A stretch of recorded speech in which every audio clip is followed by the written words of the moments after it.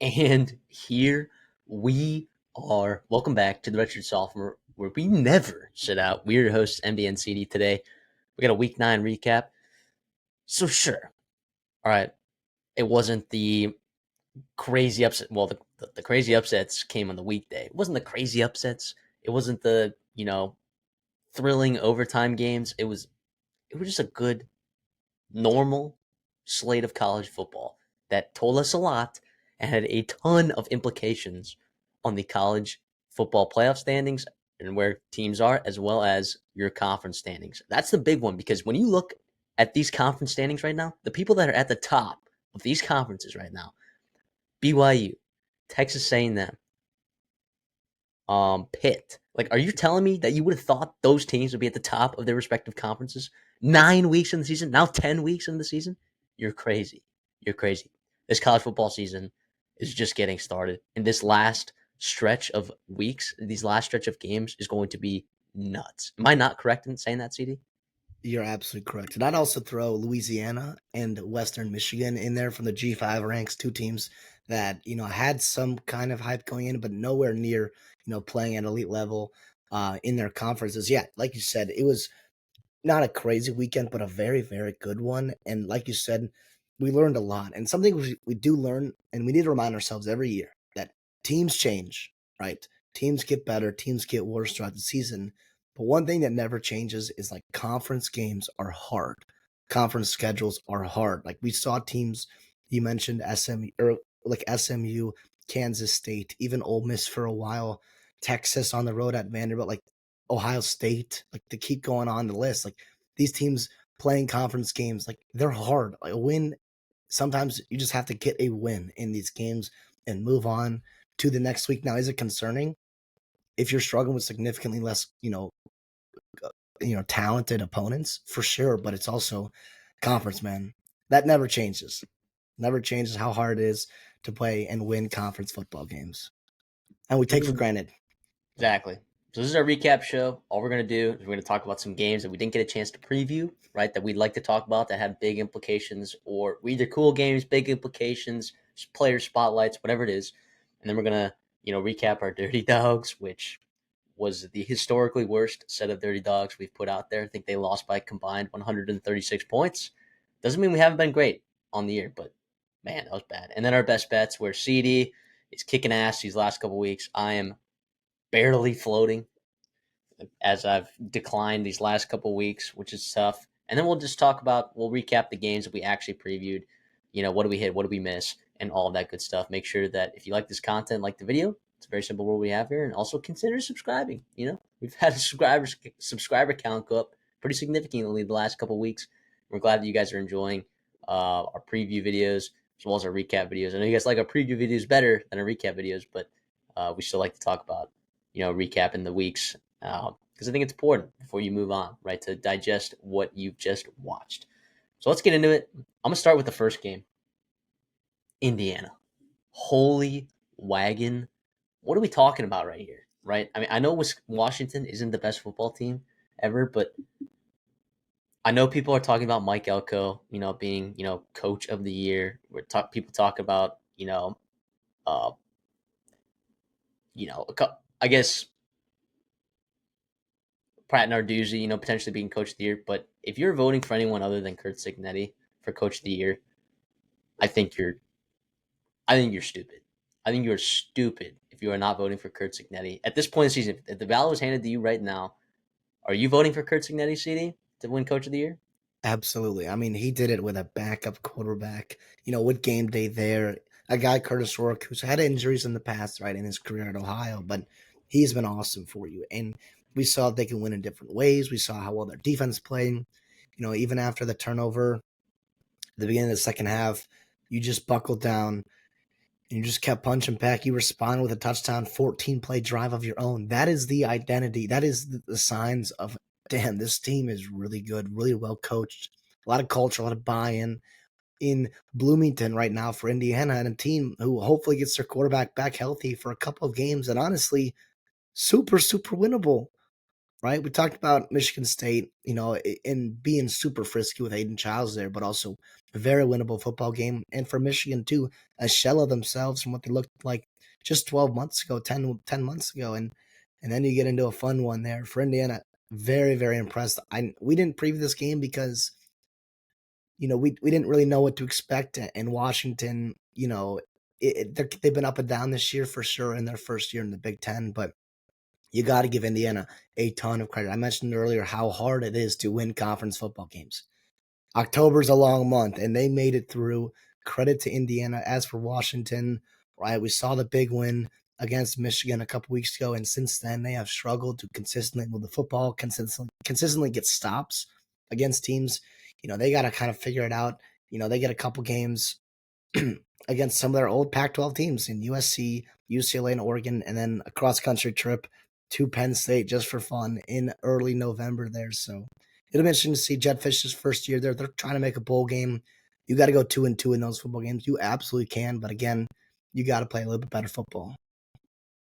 Going back to Indiana, if you beat Purdue, right, and either Michigan or Michigan State, right, even if you lose, right, and what I hate is if you lose to Ohio State without Curtis Rourke, and you get dismantled in that game, I still think Kurt Signetti deserves a look at Coach of the Year. I still think so.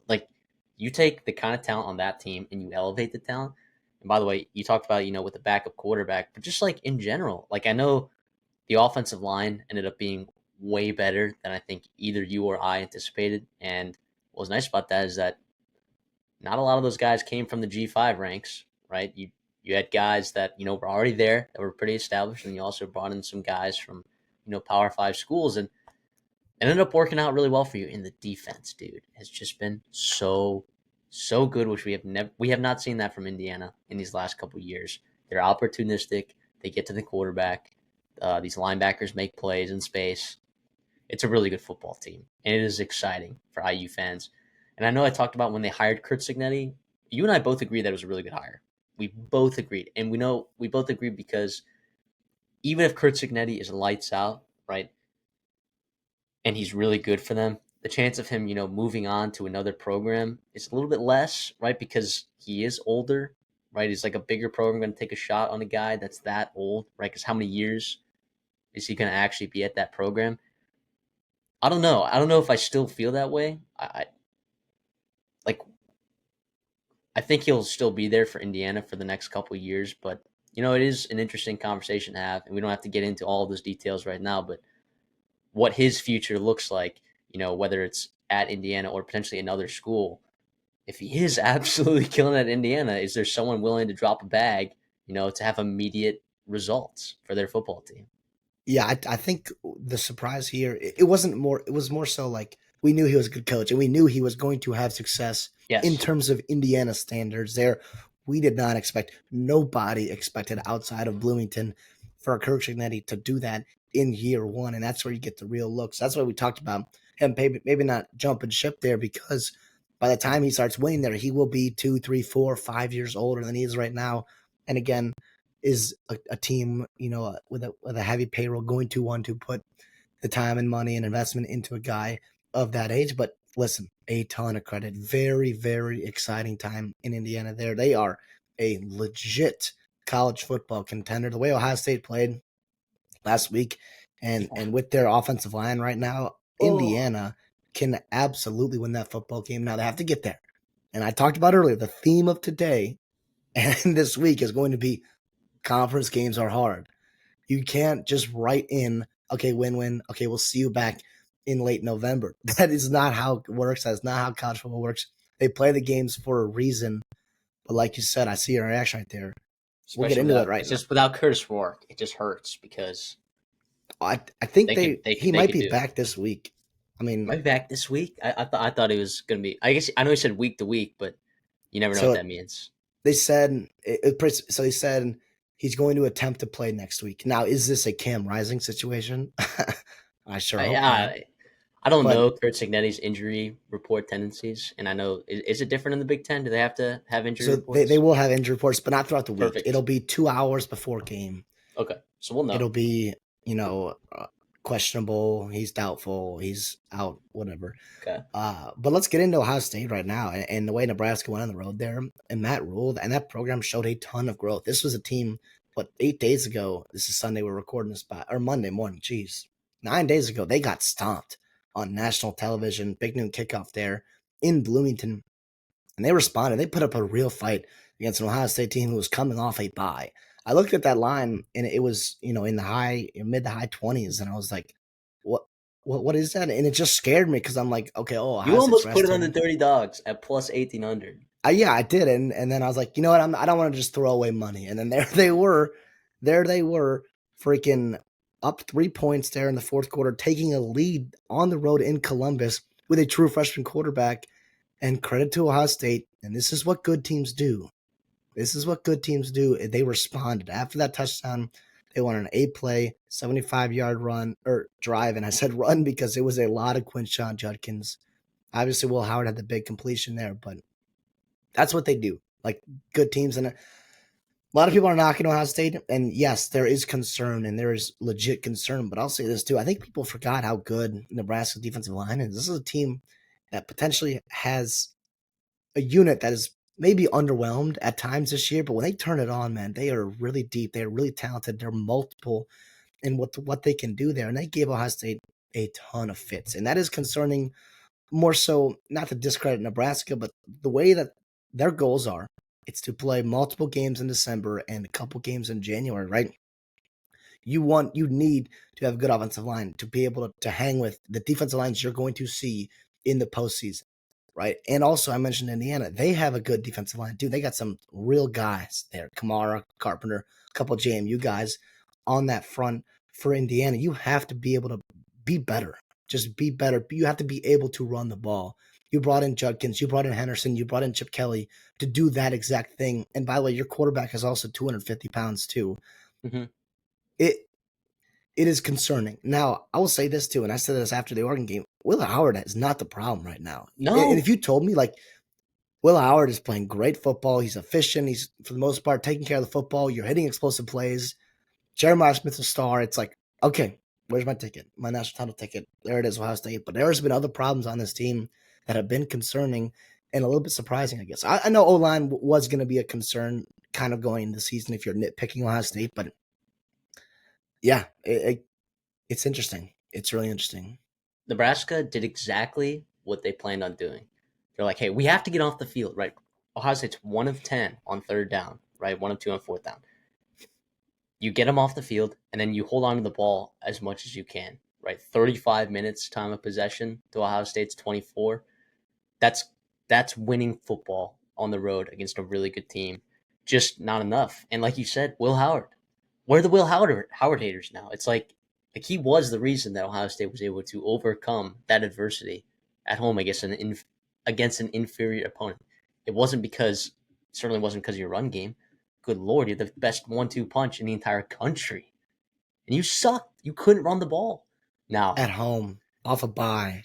yeah, now that Nebraska D line is really good, but there have been times where people have been able to run the ball in Nebraska. It's not like they're Look at a week invincible. ago, literally a week ago against Indiana. Yeah, and dude, that's why if Curtis Work is healthy in that game, dude, Indiana has a damn good chance of winning that football game. A damn good chance. Now, Ohio State is still immensely more talented, right? But it does not matter, right? If your offensive line is playing like garbage, right? It's playing like garbage. And honestly, look, Nebraska, I didn't think that they were going to be able to run the ball on Ohio State. And they did to some degree, and Enough. it did enough. What is Well, going to obviously happen? not enough. They didn't win the football game, but Right. it was, yeah. It was enough to give a chance to win the football game. What happens when Indiana comes in there and starts running it down your throat? I don't know. It doesn't matter if you have better talent skill positions. We'll talk about, a matchup later where a team just ran the ball down someone's throat, even though the other team has significantly better skill positions. Sometimes that's how you win football games, you know. But man, good effort by Nebraska. You're right. It's a different Nebraska team. Matt Rule in his second year. I'm excited for what he does the rest of the season, also in years to come. let's talk about how about Virginia Tech? They beat Georgia Tech at home. Wasn't pretty. It was not. But Virginia Tech is still in a position where do they not control their own destiny in the ACC right here? I They don't lost to think Miami. so Oh because yeah, because they need Pitt to lose. SMU and Pitt.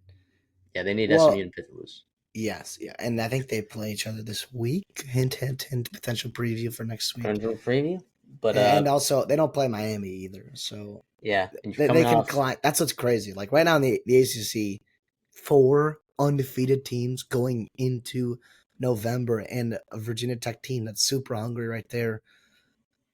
running the ball very well in recent weeks. It wasn't perfect. It wasn't perfect against Georgia Tech, but you go to Syracuse next week, and then you get Clemson at home, which is a really interesting game. I know Clemson's been playing high level football, but also if you look at Clemson's schedule and their body of work in these games that they've dominated in, um, not a lot of good football teams in those, right? So I think Clemson is going to have an interesting challenge there in 2 weeks, having to go on the road to Blacksburg, a game that preseason I was pretty fairly certain that Virginia Tech was either going to compete or win that football game. And, my expectations have declined a little bit, but all of a sudden you ripped off 3 wins in a row in the ACC. And then you also had that heartbreaking loss to Miami where, you almost had that Hail Mary and you were up in that game until Cam Ward did Cam Ward things. So, and for Georgia Tech, that offense does look significantly different without Haynes King at the Yeah, helm. That's what you learned about Georgia Tech. You learned the value of Haynes King is really what you learned. which is wild. But here's what I'll say too about Aaron File, young kid there, talented player. He they moved the ball well with him, and I think he's got a bright future ahead of him. Obviously, the ceiling with this team and the floor, to be honest, like you said, is with Haynes King. And I know he is in its own spectrum of performances and outcomes when he's playing, but yeah, they do miss him dearly. They've been one win away from a bowl game a couple weeks now, kind of been a couple of ugly losses.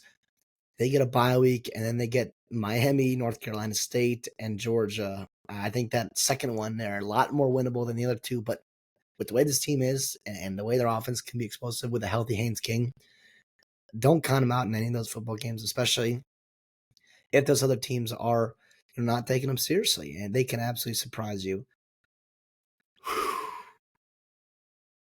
Do we talk about Ole Miss and Oklahoma? Is it even worth it? Listen, Yeah, I think it's worth it. I think you were a guy that pointed out to me off air was excited to see Oklahoma change offensive coordinators, and I know I was excited to see Jackson Arnold back in there.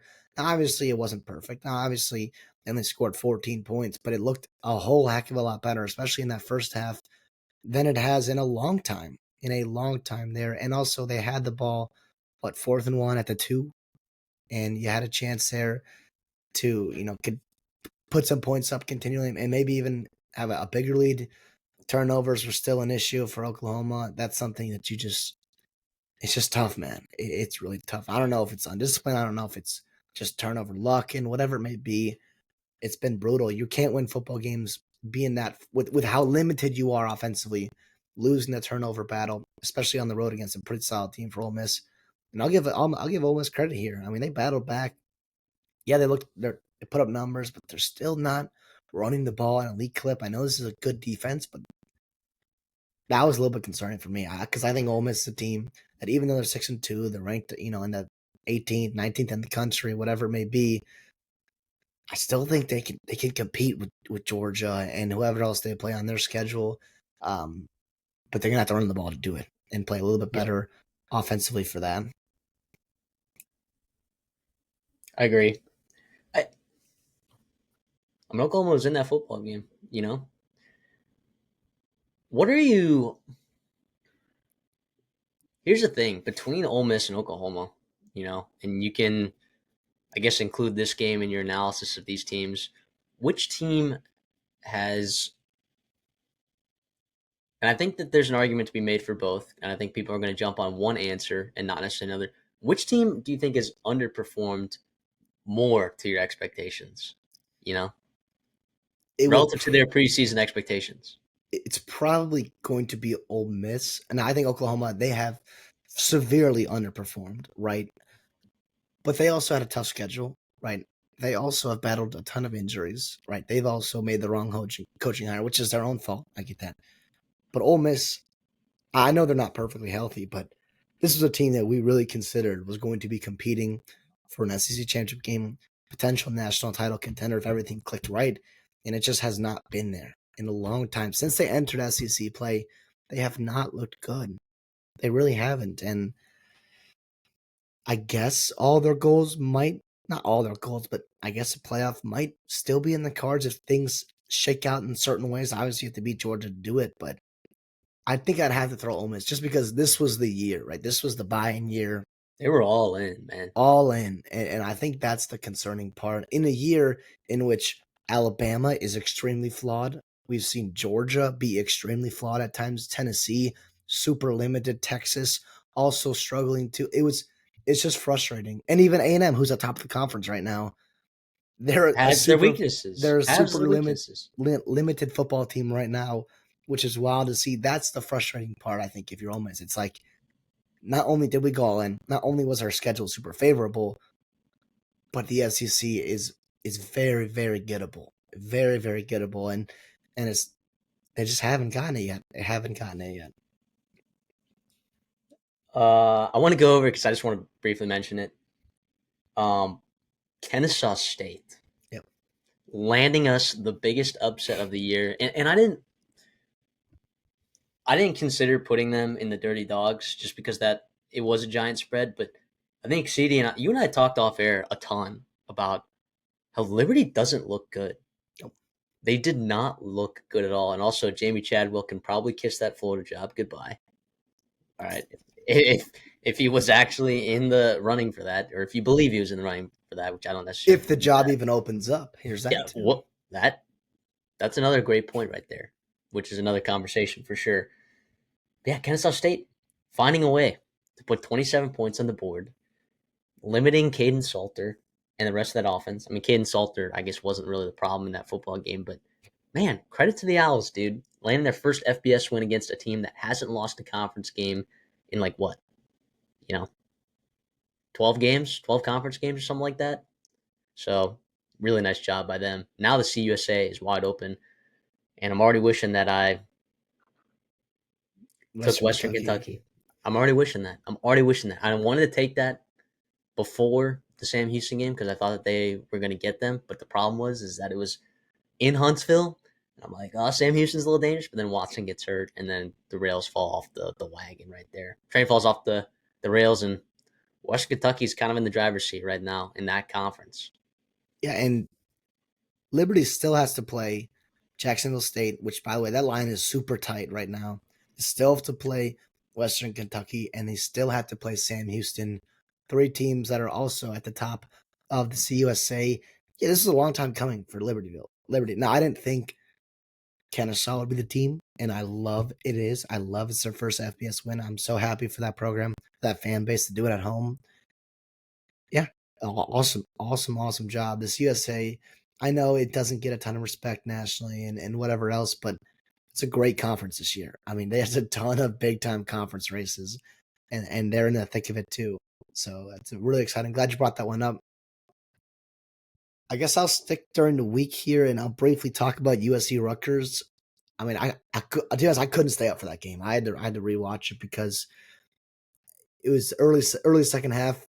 Ethan threw that nice touchdown pass to Christian Dramel, and all of a sudden it was an 8-point game. And I went to bed and I was like, okay, I'm gonna wake up to either two things: either USC gets a win here, or Lincoln Riley gets fired. And I was like, what's it gonna be there? And credit to USC, a team that has consistently blown leads this year, and they were on their way to doing it again, and they responded. They Yeah, responded. yeah. You're pretty limited. Lincoln Riley. It was never after that first week one with LSU. I think I kind of overestimated, the impact of Dan Lynn in year one. I think long term, I think it's a great hire, and I think D'Anton Lynn will work out there. And I think eventually that the physicality of that team will raise, the floor of that defense will raise. But you have some guys that are out, some guys that are redshirted, some guys that are injured on that defensive side of the ball. I think you still have some really good football players on that defensive side of the football, but so far it hasn't been perfect. right? And then the offensive line, an offensive line that I think you and I both agreed that we were really, really high on. And I think if there's one thing that I think I really missed with this USC preview is that offensive line. I think we both looked at that and we're like, okay, it was an okay offensive line last year. It was all right. It was, kind of Caleb maybe, Williams. yeah, maybe it was Caleb Williams that did a lot there, but there were times where Caleb Williams was able to run around and do crazy stuff because they did enough. And then you look in the offseason, they're like, okay, they didn't go into the transfer portal to fix that offensive line. And I trust Lincoln Riley. When he needs something in the portal, he's going to go get it. So I'm like, all right, this offensive line might be really good if Lincoln Riley thinks that. So I think between you and I think that's probably our biggest miss about USC in our previews this year. For sure. I mean, Ethan Kaliakmanis has not looked like a power four quarterback in a long time, and he looked pretty good. I'll give him credit. Now he missed some throws. He was inaccurate. He loves He doing he's that. he's got terrible feet. I mean, I can't. It's tough watching him sometimes. But listen, 300 plus yards. Daime Miller is turning into a really good player for them. That was a big transfer get. But yeah, at the end of the day, you get a win. You get a win, and you win by 22. You kind of win easy, and you can kind of go back and reset. It's like, okay, we got to win. And it's just exhale, and you can kind of just take it from there. You get Washington, and then you get a bye. And so even though you're playing on the road there, it's not a crazy time zone travel. It's not a crazy, across the country trip. So you're kind of done with the whole experiment in the Central and Eastern time zone, which I think USC fans as well as the coaching staff are very, very excited about. So yeah, credit to USC. And for Rutgers, man, it's a shame, man. They keep losing football games. Wasn't long ago. Was not long ago where they were undefeated in conference play. Yeah, we were hyping him up big time, and they can still win some games down the road. Although it does look less likely with Minnesota playing good football. Speaking of that, let's just talk about Minnesota. I'll bring it up to let you kind of take the floor right here because you were at the game and you were able to watch it really good. And then I'll bring up another game after that. But I think it's worth talking about a team that is playing really good football right now compared to you talked about teams get better and teams get worse throughout the season. Max Brosmer looks like a damn good quarterback right now for Minnesota, a damn good one. He is awesome. He is playing with timing, anticipation, accuracy. He has really improved, and you're seeing this team who struggling to run the ball. And if you told most Minnesota fans, hey, you're going to struggle to run the football just about all year, except again that one USC game, it could be a long year. But Brosmer has been a revelation. I think a lot of guys internally in Dinkytown here in Minneapolis has been very, very excited about what Brosmer can do for this team, for this offense. He's the best quarterback that I think I've seen in my lifetime from Minnesota, and potentially, therefore, before that, he is unbelievable. And they're using their weapons they have. We've known about Daniel Jackson. He has been a mainstay for them for a couple years now. One of the better weapons, wide receivers in the Big Ten, but Elijah Spencer is getting involved, the former Charlotte transfer. Darius Taylor and what he can do out of the backfield. They're getting their tight ends involved. It is a really good, well-oiled passing machine right now. I know it's just Maryland. I get that. But to do that with a limited running game, and that's the concern here is the offensive line because, yes, their pass protection is really good, which has not been the case for a couple of years now, but you want to be able to run the ball. You need that in your back pocket in Big Ten, in tough Big Ten games, especially if you're going on the road. And they have a couple road games the next 2 weeks here that are very winnable, but also very losable if you can't run the football, if you can't, continue to have success through the air like you have had. And they came out right away and they threw the ball very well. And I'll go to Maryland now. Ty Felton's a very good football player. Prather, had some tough plays there, but it's interesting there because Maryland was a team that been up and down. They've kind of beaten teams they should have beaten, and other than Northwestern, they haven't really looked awful all year, but they're just kind of hanging in there. They got a couple winnable football games down the stretch to try to make it to a bowl game. I was impressed with their front seven. I was impressed with their defensive line, but at the end of the day, the turnover kills you, the turnover on downs right away. And when Minnesota jumped out to 21-0 start and it just kind of just spiraled down from there, it was going to happen. Minnesota played their A game in front of a big crowd, in front of a homecoming, and you just kind of got. Yeah, and this is probably one of the teams that, when we go back and look at our previews, and if people want to clown me, you can go back and watch that Maryland preview where I'm like, yeah, this Maryland defense, when I look at it, given everything that they returned in that front seven, yeah, the secondary is questionable. I'm like, yeah, to me, heading into the season, I'm probably power rating this defense as a top 25 defense. They have done absolutely, they've been abysmal on the defense side of the ball. Now, their front seven has looked good in the run game, but they are getting absolutely picked apart. Picked apart downfield. Third down, it's a problem getting off the field. Chucking the ball down the field, it is a huge issue. They cannot stop teams from throwing the ball over. And that's a problem. That is a huge, gigantic problem. Something that they did not have a problem with last year. They've had some really nice secondary pieces these last couple of years that have gone off and played in the NFL.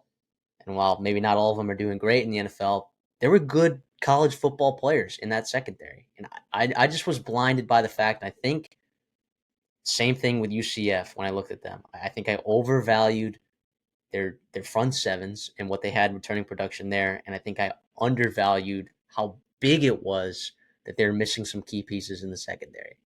And that is one of the teams that I missed on. I didn't bet on their over, right? But I was pretty dang close, right? Because I think people bet down the under from 7.5 to 6.5, and I thought about taking the over, like I really did, because one, I thought MJ Morris was going to be the dude there at quarterback, and Billy Edwards, in general has been good, but you texted me, I believe, during the game that you thought MJ Morris looked good, but it's been the defense, man, that has just been so bad. It's been so bad, and I did not expect that at all.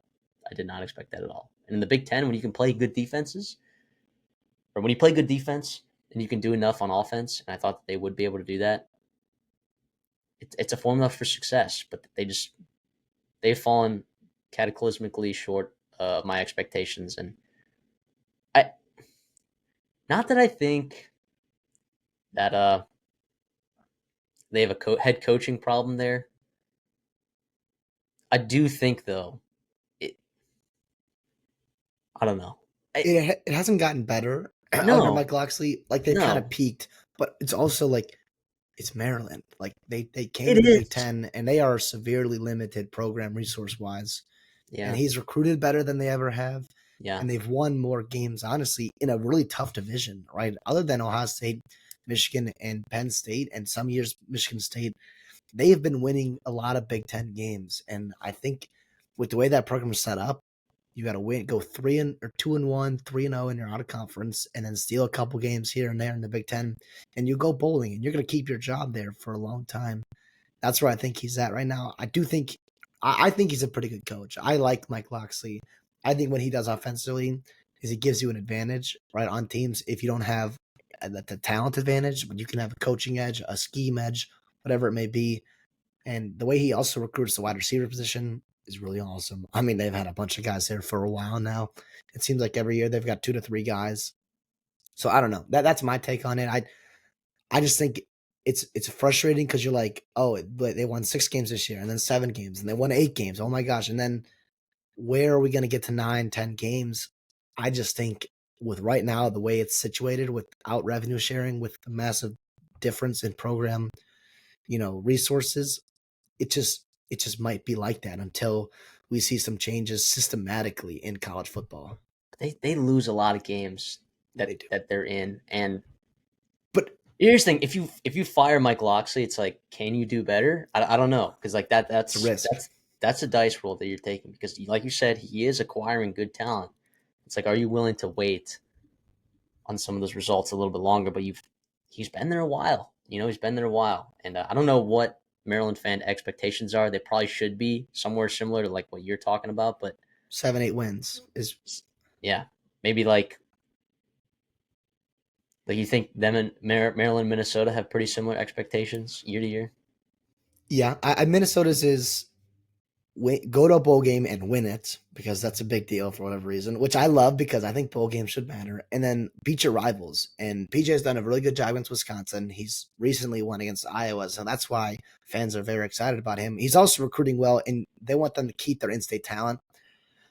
the DMV area actually has a lot of talent there, but it's also like it's national talent, and so it might be tough to keep all your homegrown guys there, which is a shame. But I just think it's the reality of the Big Ten and like the middle to bottom of the Big Ten. Like you just the margin for error and is so small, and like you have to play like your best game every week, otherwise you're going to lose.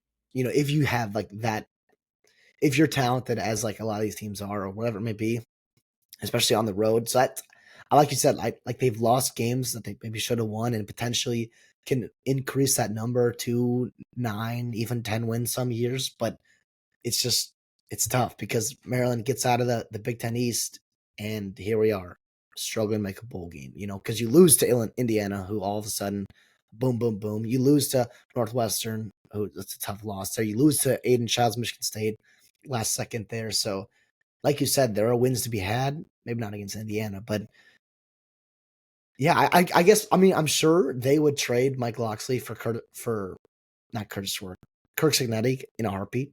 I think Yeah. I think there are 120 teams in college football that would probably trade their coach for Kirk Signetti. Now, some of that's not realistic. Some of it's just the grass is always greener, but I don't know. We're spending way too much time on this topic, but I'm glad you brought it up. It's an interesting point there. And we'll do something, I think, in the offseason about talking about, certain fan expectations and like maybe coaching. Like, not that we're asking people to get fired at all, but it's like, where do they go from here? How do they get better? Are they underachieving? Stuff like that. Yeah, absolutely. Let's go over to West Virginia, Arizona. Okay. As Garrett Green's biggest fan in the offseason, it is with a heavy heart that I say it is not his football team anymore. All right. Markiel or Martial, I wish I knew how to pronounce his name. I really should as a college football podcast host. He looked so much better. He was so much more efficient. He can still use his legs to impact the football game. And guess what? So sure, they stalled out a little bit there in the third, early fourth quarter. But when it mattered, right, he converted on third downs. Okay, that last possession, Arizona goes down and scores 2 straight touchdown drives, and Ted McMillan is unstoppable. And you're like, oh my gosh, if they get the ball back, Arizona might win this football game.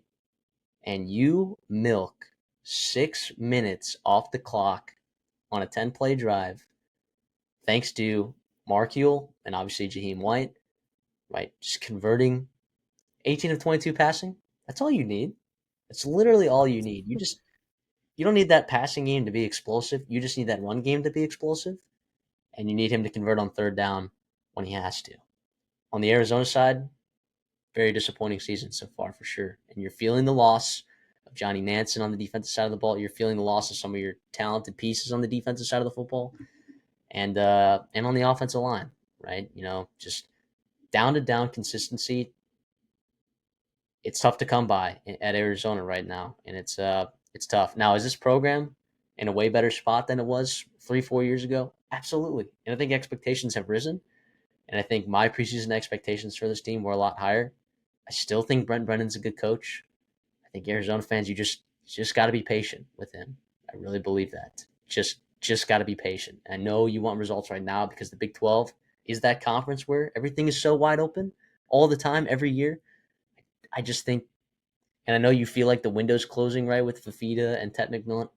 I don't think I don't think it's over for Arizona in this future. I know it's been a little bit frustrating, but yeah. But that being said, I am a little bit underwhelmed with Arizona's performance this year.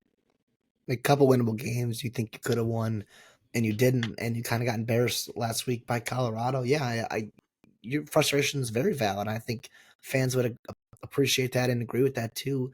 For West Virginia, they needed that win pretty badly. I mean, obviously, you're not supposed to beat Pitt. By the way, top 25 team, Penn State top 5 team, Iowa State playing really well, Kansas State's playing really well. So like you're losing to teams that you should lose to, but this is a game on the road. Like this is a big win for you to get back into legit bowl eligibility and maybe 7-win territory for you there. For West Virginia, yeah, it's a shame about Garrett Green. I I would have been surprised coming the year just because I thought Garrett Green would take another step. I thought he was the best player for this team, especially for this scheme. If you've got White, you've got Donaldson, you're going to run the ball. That's going to be your identity. They had over 200 yards, but if you can get efficient quarterback play, and by the way, that's really hard to do. If you are only throwing the ball 22 times a game, it's really hard to get in a groove, to get like you have to be perfect if you're going to run the ball with that much and have those small margin for errors on every offensive drive. Yeah, that's big time there. He converted the big third down there at the end of the game, like you said.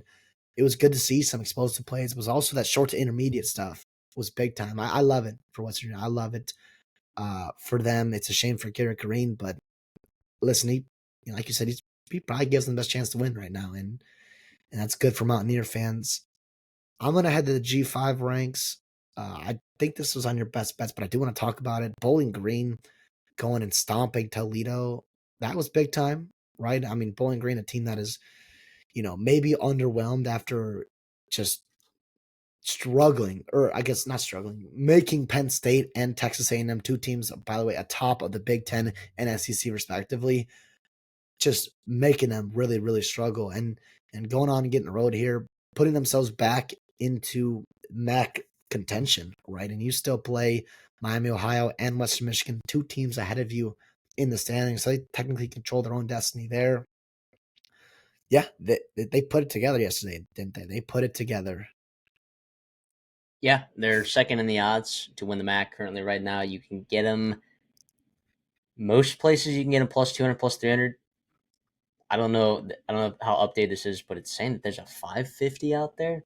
If you're someone who can legally bet at Caesars, plus 550 isn't crazy to me.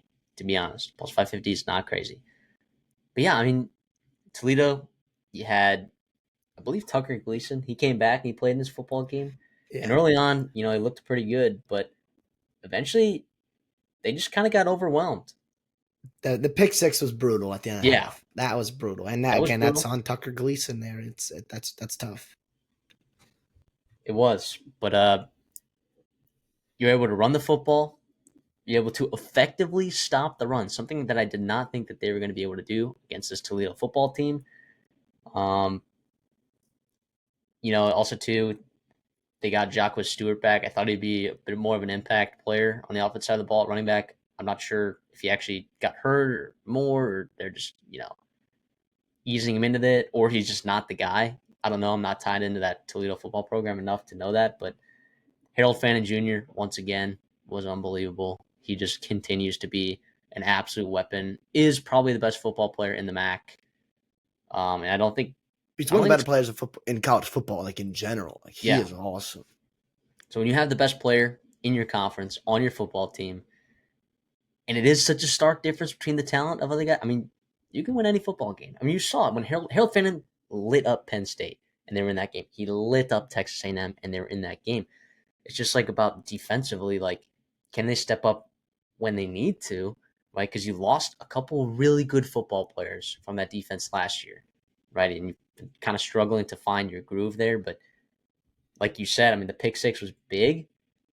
If you just find a way to get enough stops, you can win football games. You can beat anyone in this conference. So Bowling Green is definitely a team that I'm looking out for going forward. And we'll see like how they do against that Miami Ohio defense, which is playing lights out right now. It's playing lights out. And then, like you said, Western Michigan, they're moving on in a great direction. And they're right now the favorites to win the MAC conference. If you look at it by odds. So just a really interesting race. We talk about these conference races. They're really interesting right now. They're really, really interesting. We got time for about two more games we'll talk about. And look, if we don't talk about your football team, I'm sorry, but let us know in the comments. We want to know who's watching, what kind of fans we need to please, because there are a good number of you. But I promise there's room to talk about teams. If you tell us to emphasize your team, we would love to talk about your team. So, but with that being said, I'm going to go over to Michigan State over in Ann Arbor. I mean, what what a really interesting offensive game put together by Michigan. You were pretty diverse in your looks. You used multiple quarterbacks in the ways that they were probably intended to be used. And you found a way to give Aiden Childs a lot of trouble, despite, kind of letting Carter eat a little bit on the ground. Yeah, if you told me that Nate Carter was going to have over 100 yards in this game, I would have felt pretty damn good about Michigan State there.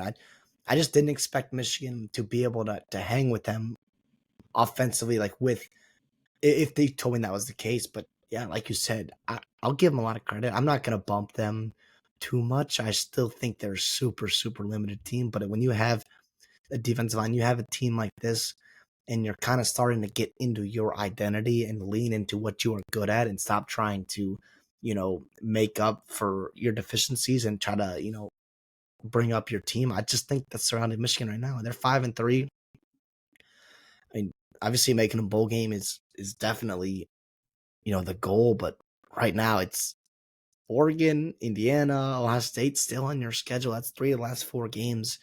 That is brutal. That is brutal. To be 5-3 right now is not ideal, but again, a win is a win at home against your rival in year one for Jonathan Smith there, Michigan State, and Stromore, I guess, too. It's huge. I kind of talked about it earlier, like a win in conference is a win in conference. Like sometimes you just have to get it done. You should be happy about this. It's a rivalry game. Now obviously it wasn't flashy, obviously it wasn't pretty, and you know, you you kind of controlled the game for the most part, after that first quarter, but it wasn't this like dominant performance, something that you got to write home about. But again, it's a win, man, and for Stromore, I think he's super happy. You even covered in the game, which is awesome. So good for Michigan. And for Michigan State, obviously tough one, tough loss there. Especially if you thought you had a real chance to win this football game. You have the quarterback advantage in this game, absolutely. But similar to Michigan, like you don't have an easy schedule coming down the stretch there. It's Indiana this week, hopefully with Curtis Work back, if you're a Hoosier fan, and then also a bye week, and you get into Illinois on the road, Purdue and Rutgers, a couple winnable football games there, but making a bowl game, we said would be a super impressive feat for Jonathan Smith. And you're right there to do it. You got a real chance to do it. Another kind of weird stat that I thought, like, you talked about like leaning into your identity though. Like, what does concern me moving forward? Like, I don't know if this was an overreaction. But Donovan Edwards and Khalil Mullings averaged less than 2 yards a carry in this football game. Like, that can't be the case moving forward. I know you're able to find some stuff on offense with Alex Orgy in the run game, and you're able to find some life in Colson Loveland, through the air. But you can't be averaging 2 yards a carry and expect to win football games down the stretch. You just can't if you're Michigan. No, those guys are too good. Well, Mullings is too good, and that offensive line, it should be better than what it is to be playing right now. If you're going to go on the road, get some wins here in conference, like I said, with the rest of that schedule, that has to change for sure. And the games that you like, we'll talk about one more. I mean, I guess I'll talk about. Yeah, let's go TCU, Texas Tech, right? So it's at TCU there. Texas Tech was a team just a couple weeks ago, undefeated in conference play, right there in the thick of it, and they played 2 in-state schools, you know, in that Fort Worth area, Dallas Fort Worth area, and they lose, man. Damn, brutal, brutal, brutal. Um, Will Hammond? Question mark. yeah, I mean, he's a good football player, man. He's a good football player. And you also got Taj Brooks going. It's just you couldn't get a stop when he needed to in that fourth quarter, in that second half, really. It's a shame, man. It's a shame. Couple turnovers there. Obviously, it is what it is, especially if you have, young quarterback. Not that they were all his fault, but the future, I think, is still bright there for Texas Tech. You saw some growth there, in that middle part of that schedule. And now you get into a tough part of your schedule with at TCU, Iowa State, and all of a sudden Colorado playing really good football as well. That was a game that you kind of had to have, right? You're up, and you just can't get it done. So it is what it is for Texas Tech, right? But good for TCU. I think they needed that win probably more than Texas Tech did. They're fighting to make a bowl game as well, which they probably should. But again, it's the Big 12, and there are no certainties in the Big 12. Yeah, and TCU is a team that's designed to play from behind. And Or I mean, they can play from behind, right? The turnovers late in the game, I mean, just costed you. It would have been really nice for Texas Tech to get this win. Coming off of a loss, a pretty brutal one to Baylor last week. So you dropped two in a row. Of course, Texas Tech, the second that I bet on them to win the conference plus 1,000, they just dropped two straight conference games against teams that I think they're better than. I don't know. I know TC was like favored by almost a touchdown, but I really felt good about Texas Tech, but I just didn't want to take it, because on the road, come off a loss, can they get off the mat? Kind of brutal. But like you said, Will Hammond didn't look bad. I think he's poised. I think he's a good kid. I think he's very mature for how young he is. And I think Texas Tech's got a guy in the future. So I'm not worried about this program under Joey McGuire at all. I know you took two pretty bad losses, and you probably should have won. Probably should have won both of them. I mean, not that Baylor handled you, right? But that's a game you can win, right? So that every game that they've lost this year, Texas Tech, I feel like that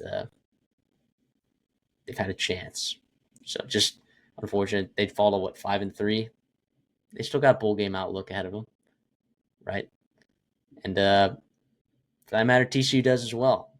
So that Big 12 in the middle of the pack, anyone can lose to anyone, right? Well, actually, anyone can lose to anyone in the Big 12. We know that. So it'll be interesting to see how these teams play down the stretch. And these teams got a pretty big impact, on the conference schedule moving forward. You know, Texas Tech plays Iowa State this upcoming week. They also play Colorado.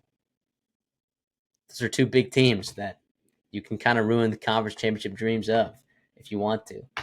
TCU less so. I think they play Oklahoma State, Baylor, Arizona, and Cincinnati, but those are winnable football games, and they can get to a bowl game, which I think is a big deal because Sonny Dykes, after making it to the national championship game, you can't miss a bowl game 2 years in a row after that. You just can't.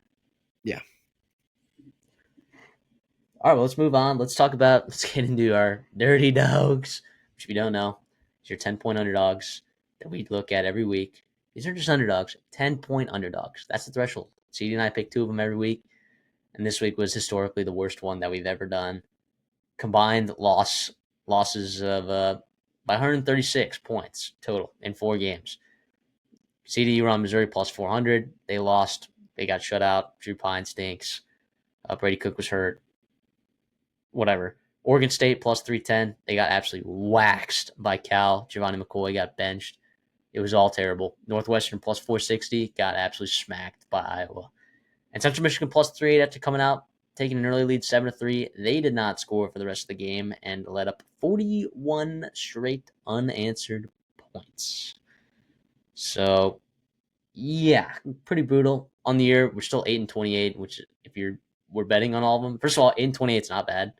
Okay, if anyone wants to say that's bad, it's not terrible for 10-point underdogs winning straight up.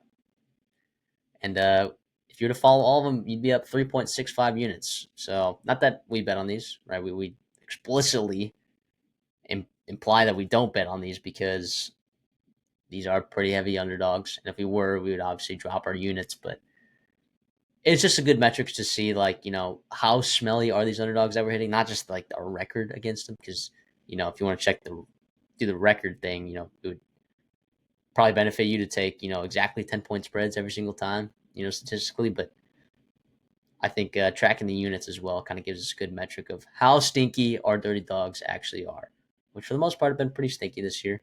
Nothing too crazy, but it's been good. I mean, we missed out on Kennesaw State this week, but That was were the there only any? one. I'm looking right now. I think there were two. I think one of them was a 10-point underdog at kickoff, but I don't think it was.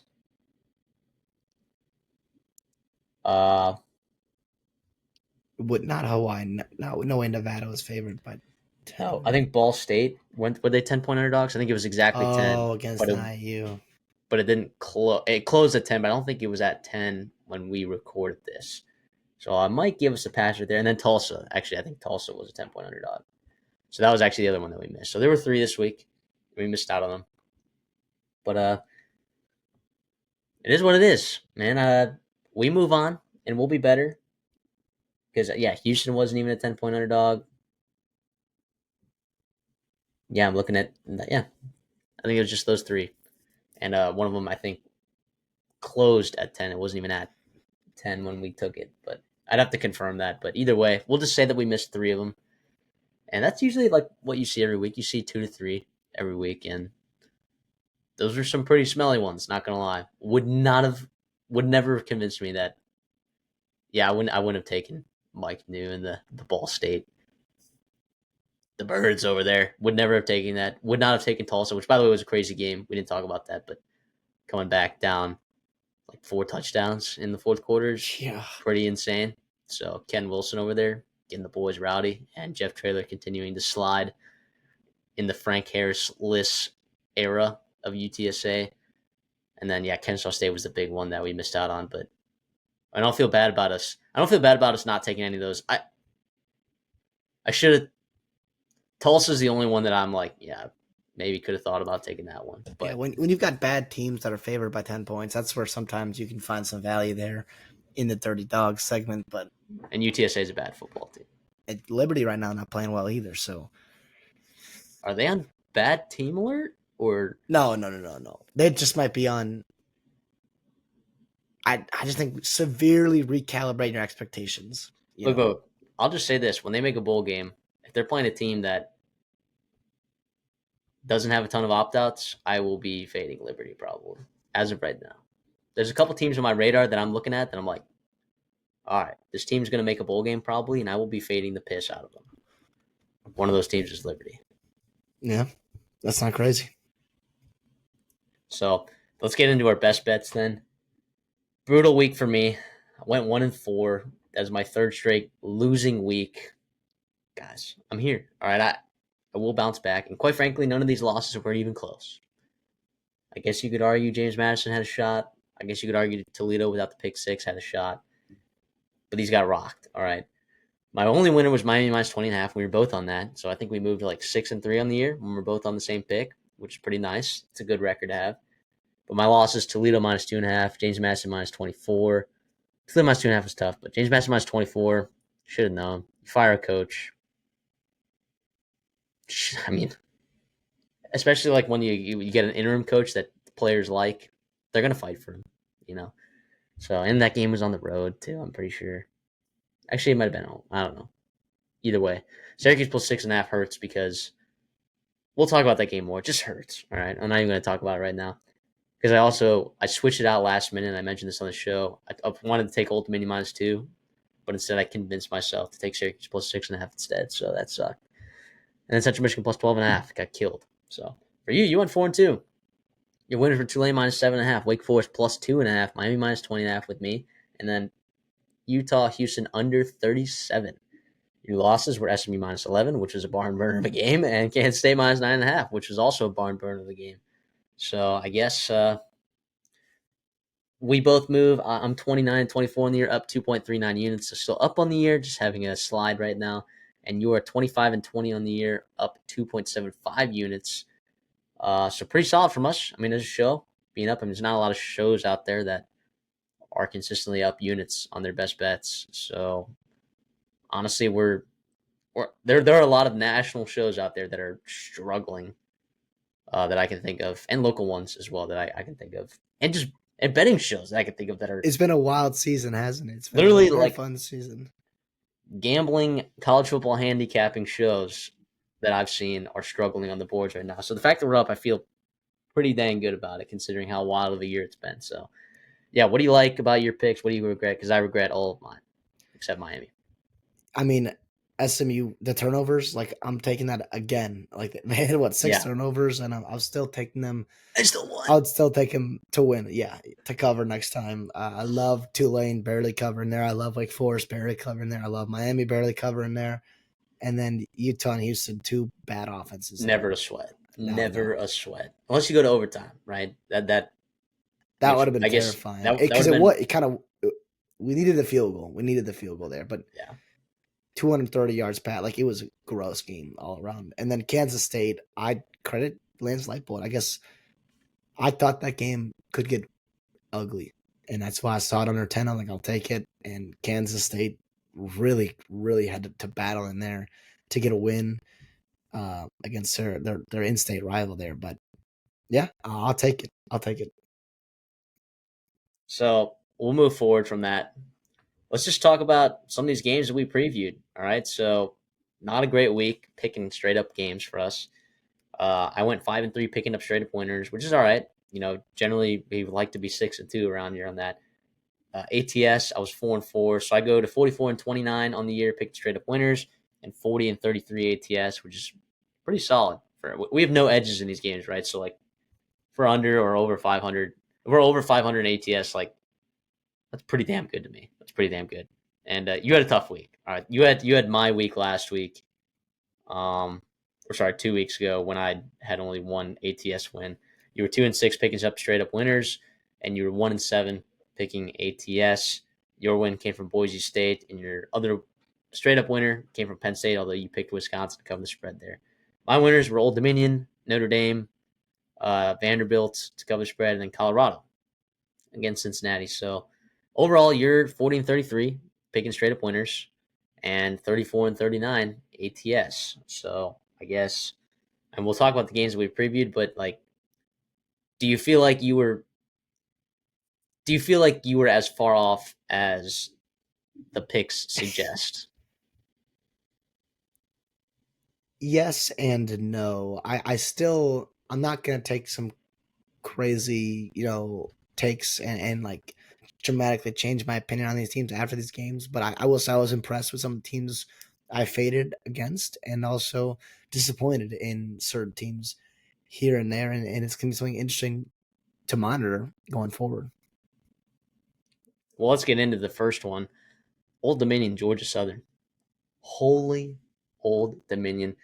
Did I just lay Old Dominion plus 600 to win the Sun Belt? Yes, I did. Yes, I did. They They're in look first. good, man. They're in first place in their division right now. Colton Joseph, inserting him at the quarterback position has been a revelation for this offense. He looks good throwing the ball down the field, better in this game than other games. Honestly, it's been slightly inconsistent through the air, but his legs have been working. Right, and against that Georgia Southern team, a team that was competing for that division, all of a sudden you have the tiebreaker over them now, and Huge. they're in the driver's seat to make the Sun Belt. Yeah, Colton Joseph, 304 yards passing, 4 touchdowns passing, and another 69 yards on the ground with a rushing touchdown. And look, I don't know if Jalen White got hurt, but I expected Georgia Southern to do a little bit more on the ground this game, and they kind of got shut down. And then you relied on JC French through the air, who's been pretty solid.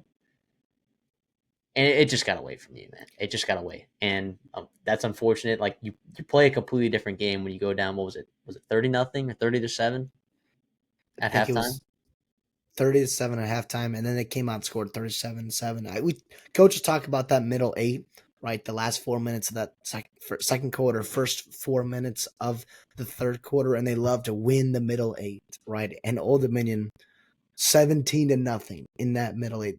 That at that point the game was absolutely over, and they played really well. They played really good football. They capitalized on George Southern's mistakes. You saw the big plays, explosive plays through the air. Their coaching staff, their offense coaching staff, their game plan was incredible. You saw a lot of guys open down the field. George Southern's linebackers or whoever it was, safeties, they were biting on play action. And why would you blame them? Probably not, because of how what Old Dominion has shown offensively. I mean, they ran the ball for 250. You mentioned Colton Joseph had another 300 through the air. He made some bad throws, absolutely, but when you have wide open guys, you just put the ball up there and they make a play on it and just keep running because there's no one around them. Yeah, Old Dominion looked very, very good. I absolutely regret this. I think Georgia Southern's defense is very concerning. Yes, offensively in that first half, it wasn't great, but I mean, you're giving up 30 points. That's not necessarily all on the offense there. So they got a lot of things to figure out moving forward in the rest of the Sun Belt because you do get South Alabama, you do get Coastal Carolina, two teams that potentially could give you a lot of fits offensively. So we'll see what happens going forward. Like you said, Old Dominion, was it plus 600 you got it at? Plus 500? Plus 600.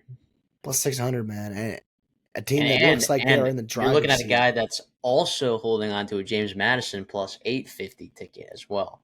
So that division in Old Dominion, they play James Madison at home and they play Marshall at home. The two teams that really are left to compete with them in that side of the division. Next week, you go on the road. You got to turn around. And App State, while they haven't been a great football team this year, they're playing a little bit better football right now. And you got to go to Boone, which you know is a tough environment to play in for a quarterback that's really young, redshirt freshman. Even though he's playing really good football right now, he had that road win against Georgia State, but he didn't look good doing it on last time he was on the road.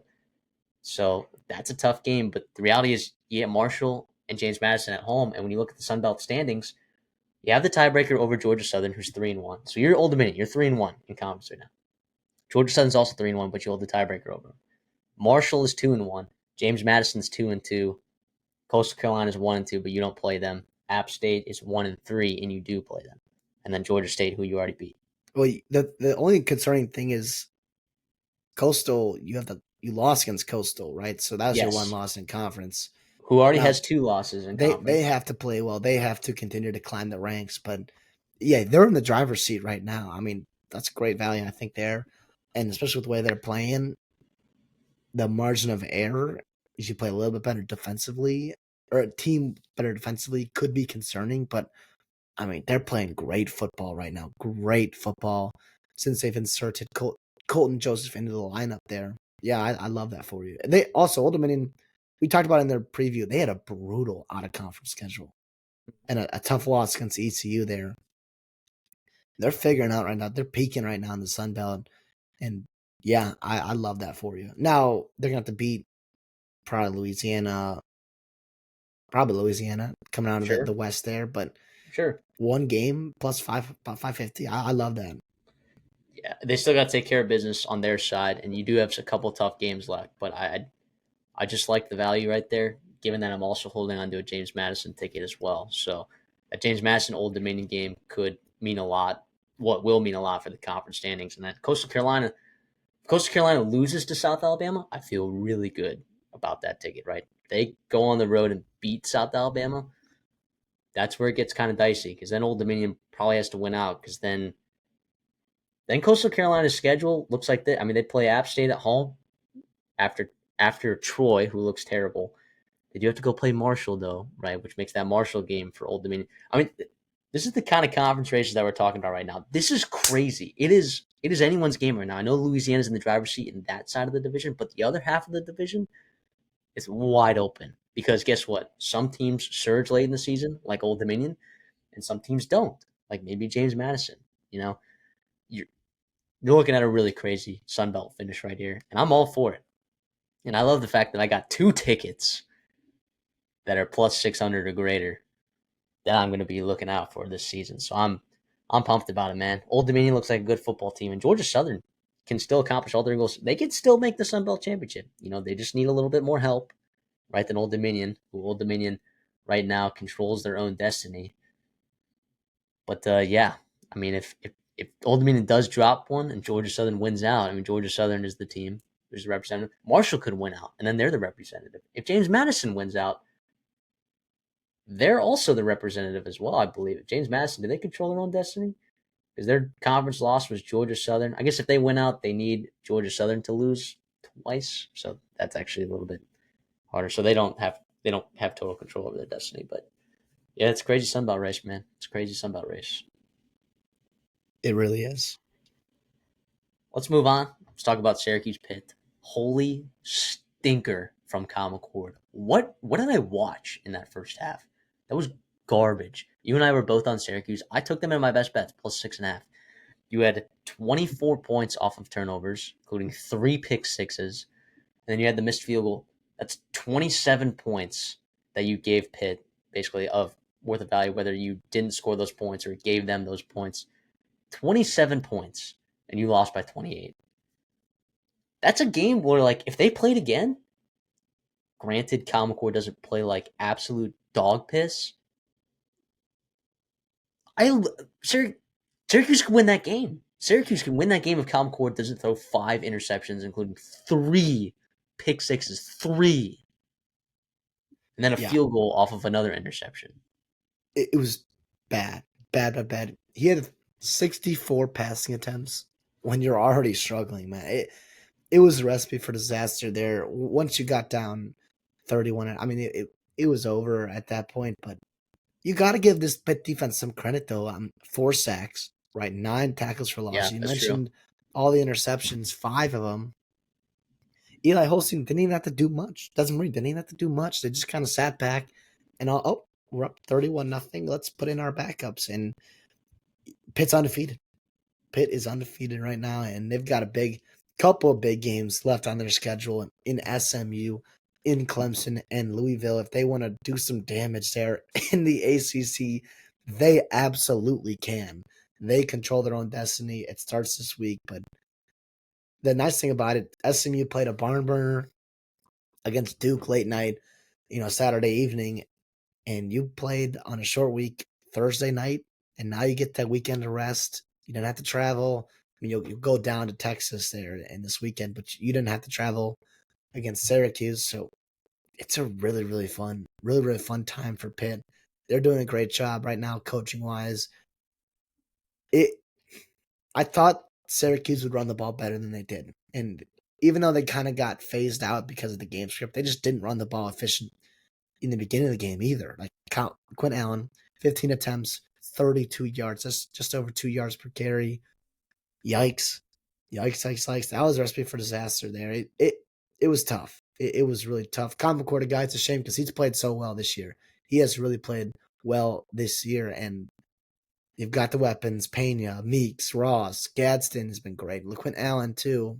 Amari Hatcher as well. So you just couldn't get it going. You couldn't sustain drives. When you're throwing interceptions, pick sixes, like, yes, Pitt deserves a ton of credit.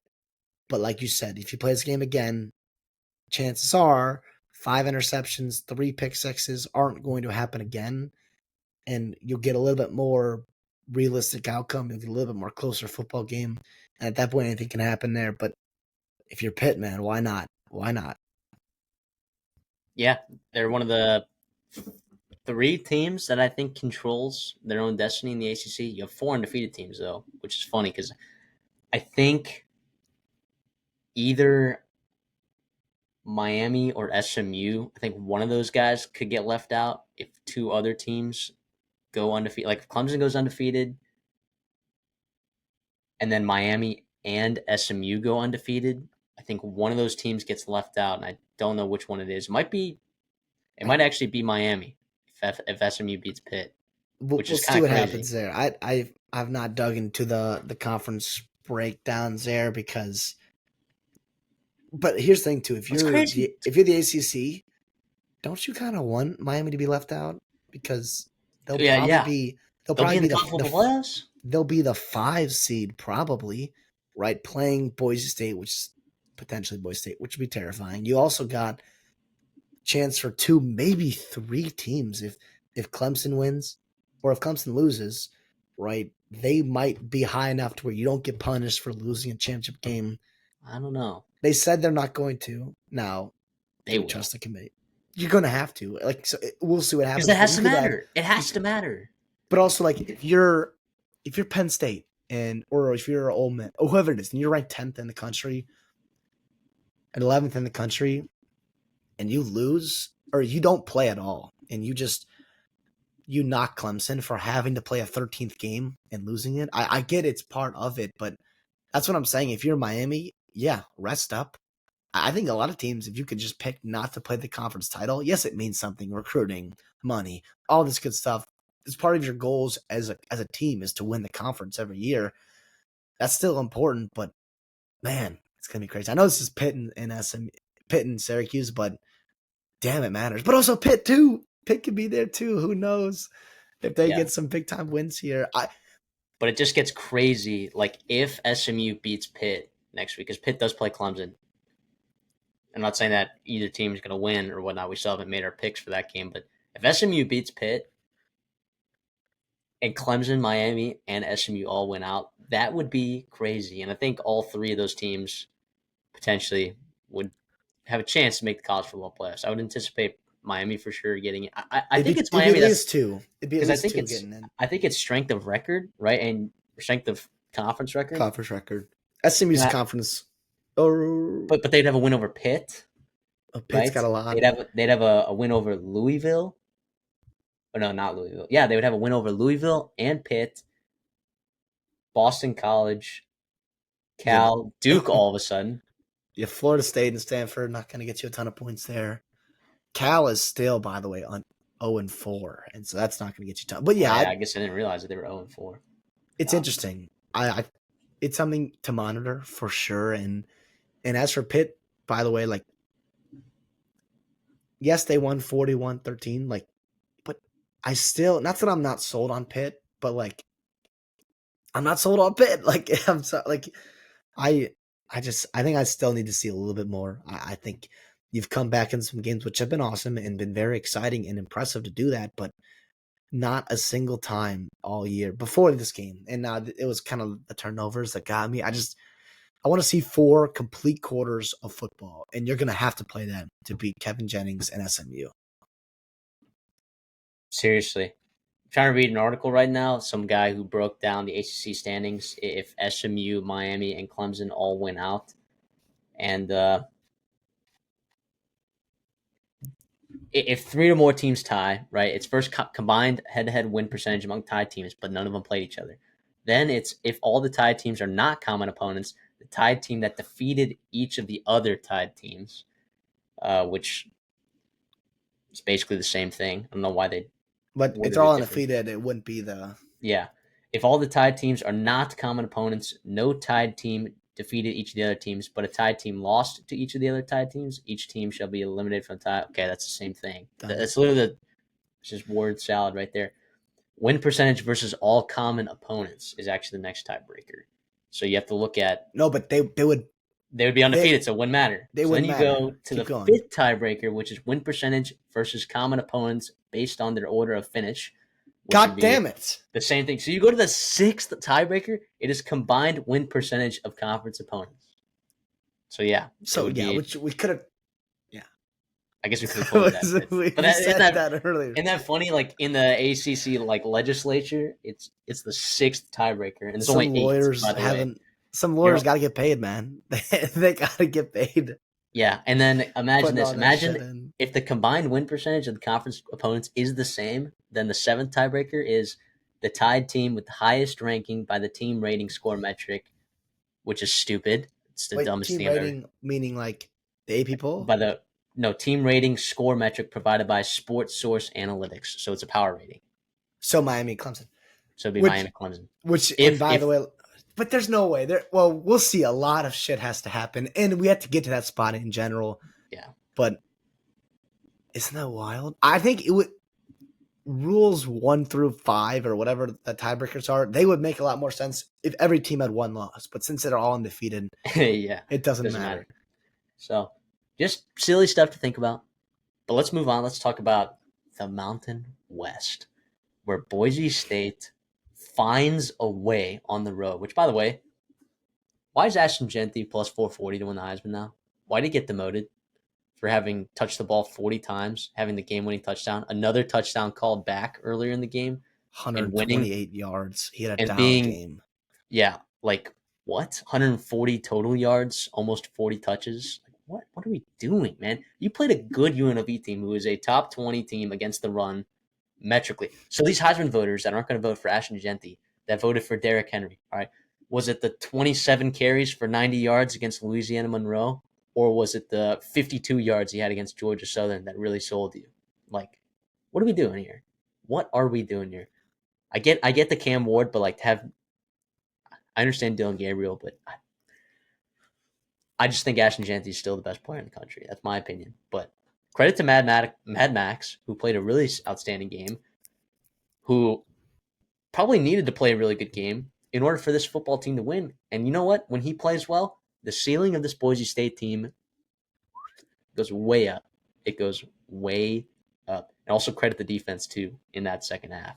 Big time stops there. And UNLV jumped on him early, and it was looking like, uh-oh. And then all of a sudden, I think UNLV missed a field goal, and then Boise State responded and got the field goal of their own. And then all of a sudden, you started getting Genty going a little bit. But Mad Max, like you said, Maddox Madison was the difference maker here. Now, obviously, Genty, like, he's going to get his. And I talked about in the preview, I'm like, do I feel good? I took Boise State. Do I feel good if Boise State can't get Genty going? If he doesn't have 200 yards? If it has to be Mad Max? And I was nervous, but he got it done, man. On the ground, he had that big run. You saw him spread the ball around to a couple different guys. It was very encouraging. Like you said, when Mad Max is playing this well, they are a good football team, and they're going to give a lot of teams in the Mountain West, but also teams in potential playoffs a lot of fits here. And I know we're talking about conference races of all these other players. Like, I would love to see a rematch, by the way, of these two teams. I know Colorado State's technically undefeated, although they struggled this week. I know San Diego State is technically undefeated, although they're 3-4. But listen, I think Fresno State's super flawed. Like, I think teams ahead of UNLV are going to lose, and they might. And by the way, they play some of those teams too, so they're going to have their own chance to kind of climb up the rankings themselves. I would love to see a rematch here because these two teams, to me, clearly the two best teams in the Mountain West. Heisman Williams has been a difference maker. You saw him make some big time plays. You saw him have the big run. Ricky White is awesome. Now, he wasn't dominant, but he made some big plays. You just see him kind of popping up all over the field, all phases of the game as well. This was awesome. The atmosphere was good. Like, the Mountain West, like, it was such a good night. Mountain West, kind of standalone game. I know, the World Series had just ended, and it was a crazy game, game one there Friday night. But Yeah. it felt like everyone kind of turned their attention. Okay, Janty's on. Let's go watch Janty and the Mountain West. And they saw a really good product there, and very excited. These two teams, very good football teams. To me, Yeah. honestly, like, if you're going to rank Missouri 25th for having, two good losses, whatever, like, to me, UNLV, eye test tells me they're right A there, better man. football team. Yeah. Better football team. I would take UNLV to beat Missouri. Especially with Drew Pine, man. Yeah, with Drew Pine. Yeah, Brady Cook, I think it's definitely a discussion. Missouri's probably power rated, definitely significantly ahead of UNLV. Probably. I don't know, actually. Missouri's probably in the 40s right now. I think they took a big drop. Yeah, I mean, definitely 30s. They're not top 25 for sure, but Which, yeah. by the way, Also, for Ashton Genty impact, by the way, okay. So Mad Max did it in the first half, okay. In the second half, that 14 play, 8-minute drive, Ashton Genty touched the ball 9 times. Like, that was Ashton Genty. That's his impact in that game. On that last touchdown drive that they had, the 8 play, whatever yard touchdown drive, he touched the ball 5 of those 8 times, including the game winning touchdown, which was a really good run. It was a great run. Oh my gosh. Not to mention, he also had that, touchdown that got called back for a holding penalty. He played phenomenal, guys. The box score snipers that are like, oh, he only had 120 yards against UNLV. Shut up, dude. Shut up. UNLV has been a fantastic run defense. First of all, under Barry Odom. It's never been, even last year, it was never the run defense. It was getting beat explosively through the air. If I'm to look up right now, UNLV, their run defense, they're only letting up 3.6 yards per carry on the season. It was less than that heading into this game. 114 yards on the ground, both top 30 guys. This is a good UNLV team. Shut up. Like, Heisman Trophy voters are going to piss me off if they just continue to let Genty slide after that game, because he was, I know you talk about Mad Max being the difference maker. I think he was a definitely difference maker, and he was the X factor because you didn't anticipate the production that you got from him in order to win that game. But Ashton Genty was still, I think, the most impactful player for Boise State in that second half. 14 plays, you wasted 8 minutes off the clock to make sure that UNLV did not touch the ball again. Championship type drive there. Championship type drive. I'm trying to see, because I think UNLV had one. They had one drive in the fourth quarter, I think, right? Yeah, because you had the long drive. They had one. They touched the ball one time in the fourth quarter because of that drive. Yeah, that's big time there. And yeah, like you said, I'm with you there in terms of Genty. He was the most important player. He was the best player on the field for them offensively. I was just impressed about Mad Max himself. Absolutely. But UNLV, like, yeah, they gave up 189 yards rushing, which isn't a ton for especially Boise State standards. But like outside of the long run by Mad Max, like it was it was 3 yards in a cloud of dust. It was 4 yards in a cloud of dust. It was hard work, hard running for Genty, and I give him a ton of credit because he was bouncing off tacklers. He was fighting for extra yards. We saw that touchdown play. That was an incredible run.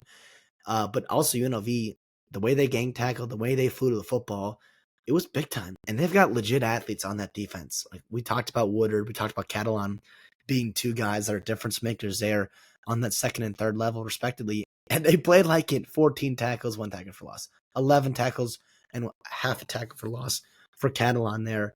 Yeah, this was awesome. This was an incredible football game. I really liked what I saw from Boise State there as well. The only concerning thing for UNLV was you gave up 6 sacks, right? And I think if you have Heisman McWilliams, who is a game changer, he's a game wrecker there offensively for you. But in a game with this close of margins, those are tough. Those are tough to come by and overcome. And if you're going to win against a really good football team in Boise State. One last Ashton Genty point, because I have to push this narrative all the time. He averaged 3.9 yards per carry. All right, you're like, okay, that's pretty shit. You're like, for a Heisman Trophy, what are we doing in this biggest game? 3.2 yards on average per play after contact. Yep. He was getting banged at the line of scrimmage every single play and generated yards from that. Like 33 times too. And he also got hurt. He got banged up twice. His ankle, his arm. Hyper extends his elbow. They were going to try to take him to the locker room and says, no, I got to be out here. And guess what? They are not winning that game without him in the second half.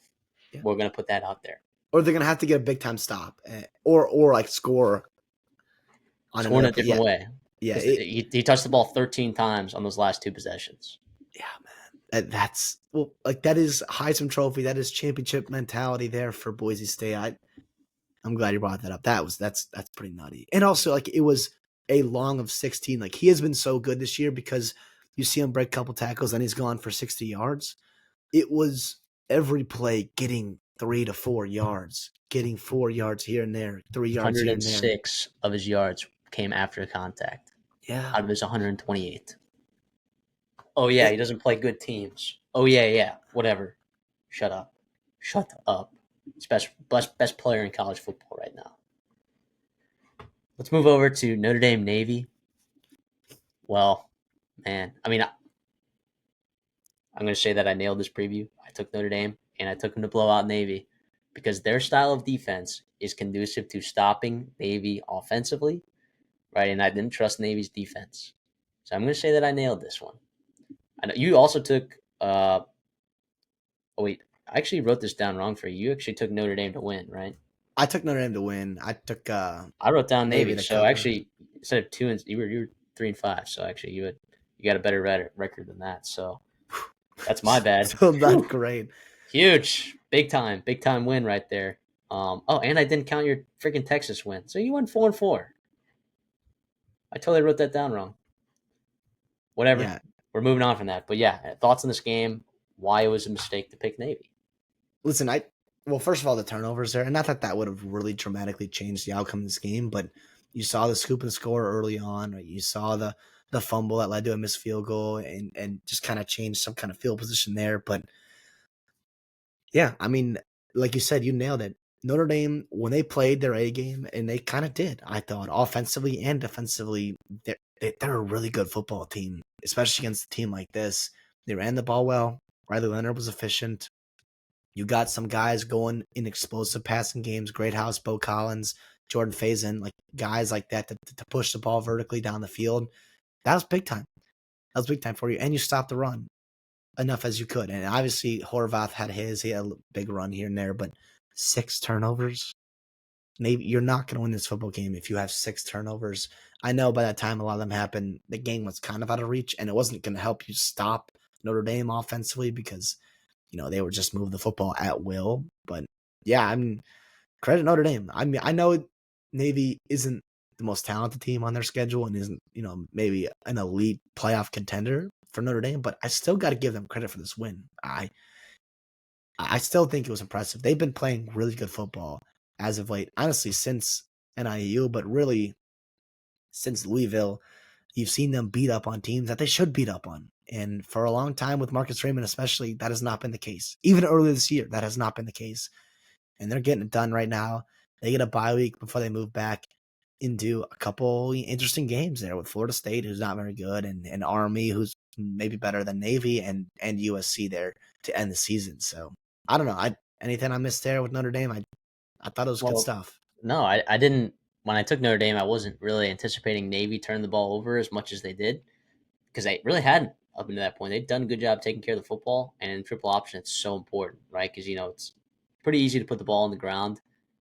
In the triple option, there's a lot of things that can go wrong, but if you do it right, you know you should be conducive to not making turnovers, right? Because if you're as long as you're getting the ball in the hands of the right guys at the right time, you should be fine. But I guess like the gimmicky, I call it a gimmicky offense, kind of for Navy. It just wasn't going to work against this defensive line. It just wasn't going to work. So yeah, and I guess credit Notre Dame offensively for getting the job done. Although I think all my preconceived my my prior convictions about this Navy team heading into Notre Dame, I think were all sort of realized. So moving forward, Navy obviously not a top 25 caliber team, although they've had some really good wins. They still have a lot to look forward to in the American Conference race. They could still make college football playoffs. Yeah. You know, geez, and but that also just helps Notre Dame's resume, right? Because when you look at, I think everyone's forgotten a little bit about that NIU loss. Which, holy Christ, does that look even just more garbage Mm-hmm. as the season has gone on? Ball Mm-hmm. State, I mean, holy Christ, Ball State is one of the worst teams in college football. They are a bottom four team in college football. All right, that's just what it is. It is Kent State, it is Akron, it is Ball State, and it's probably Kennesaw State. It is those four teams that are the worst in college UTEP, I football. could throw UTEP in there. I don't know. Maybe. Yeah, yeah, that's another The interesting point. point still stands. Point still NIU is stands. not very good. So like Ball State's terrible. Notre Dame kind of needs Navy to keep winning, and this does look really good for Notre Dame, but I don't know. People are already writing in. I'm trying to. I'm building a model right now to evaluate resumes, and losses are going to be very heavily weighted, especially who you lose to. And I imagine Notre Dame's resume does not look very good. Um, although you do have the win at Texas A&M, which is kind of a big deal. Although if you're looking at it from a human standpoint, you're like, okay, maybe a different team back then, Different uh, quarterback. different quarterback, different, well, everything, right? Different offensive line, different secondary completely. A lot of things different about the A&M team, but you could also say the same about Notre Dame, right? They played better as the weeks have gone on, especially offensively, but they've kind of figured out what they like doing and what they're good at doing. So, but yeah, I still they have a couple good wins, but I think that one loss has to weigh heavily, right? Like I think that one loss alone should require that you need help to get in the playoffs. I think so, but we'll see. I mean, if Navy keeps winning and they beat Army, USC keeps winning football games, maybe we're looking at this different, come time in December. But I don't want people to just forget the absolutely cataclysmically horrendous 20+ point underdog loss that you had to a Northern Illinois team that just lost to one of the worst teams in college football. So Northern Illinois is not even a top 5 team in the MAC right now. They're not. I mean, right? I mean, you've Yeah. got Western Michigan, Bowling Green, Toledo, Miami of Ohio. Maybe Buffalo too over them Well, because Buffalo beat them. Buffalo beat them. So are they the 7th best team in the MAC, and you lose to them at home? So I know I just can't move past it yet. So I'm still on that one. Let's talk about Texas Vanderbilt. Texas, I mean, finding a way to win on the road. I'll give them credit there. Uh, Diego Pavia, putting in work there. Vanderbilt defense, I think, is kind of what kept them in this game. And a home crowd that was mostly Texas fans, Weekend trip to but Nashville. but still, I mean, Vanderbilt, they've either won or lost by a field goal in every SEC game this season. They're not the you can't mess around with them. You can't do it. Texas kind of played with their food a little bit. No, and if credit to Vanderbilt for coming back and fighting that football game. They had a couple turnovers of their own that could have changed maybe the outcome or maybe especially the fourth quarter of that game.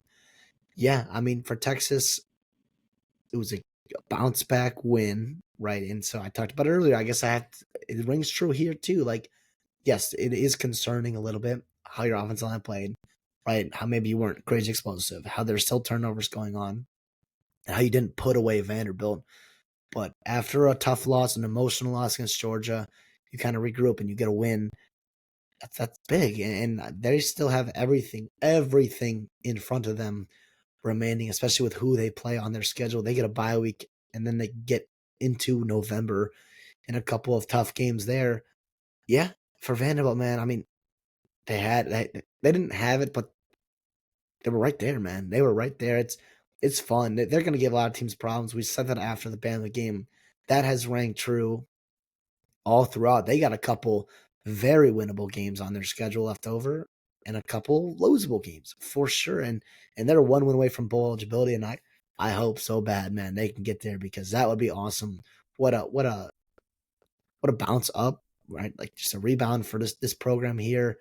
And it was a top 25 matchup in Nashville. We haven't seen that in a long, long time. Holy cow. Tough loss for sure. But listen, you were 17, 18 point dogs and you lost by 3. And you had, what, 2 turnovers and a couple turnovers on downs. Like it wasn't a bad game. You just played a really good football team, a really talented football team, and you lost by 3. Is it Yeah. concerning for Texas, though? Like, does this obviously it didn't alleviate any of your concerns, but does it add to it? Does it make you a little bit more concerned with how Texas is playing right now and maybe vulnerabilities that they do have offensively or defensively that you didn't quite see earlier in the season? Well, I mean, finding production from other places in that skill position room, I think, is a big deal. But I still am worried if I'm Texas, right? I'm still worried about that offensive line, the way that they played against Georgia. I know it was Georgia, but still think about some of the matchups later on down the road this season that you're going to be playing some really physical defensive lines. I'm also worried about, and I don't know if I'm the only person saying this, but I'm slightly concerned about that wide receiver group. Like more so than I think your average person is. It's not as elite as we've seen it before, right? They're not creating elite separation all the time. I think it's really nice that they found Wisner as an option out of the backfield. I think Gunnar Helm coming out of that tight end spot is kind of a big deal. I think the emergence of those two, I think, alleviates the pressure that these wide receivers have. But am I crazy to think that these wide receivers have been a little bit underwhelming this season? Not at all. I mean, it was no Isaiah Bonds. That obviously factors in there, but Gunnar Helm is your best receiver, like your best weapon, right? Your most productive right now.